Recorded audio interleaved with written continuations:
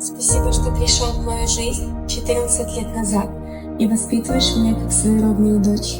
Не было такого, чтобы ты меня за что-то ругал или отчитывал.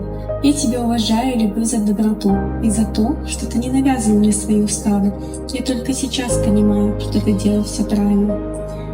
Спасибо, что оставил только хорошие воспоминания с моего детства.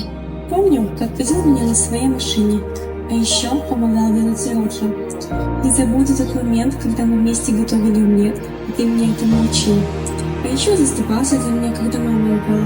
Правда, тогда ты и сам получал вместе со мной.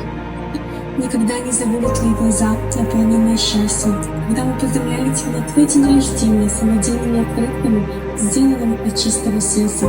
Спасибо, что переживаешь за меня. Ты моя крепость, мой ангел-хранитель. Я люблю тебя.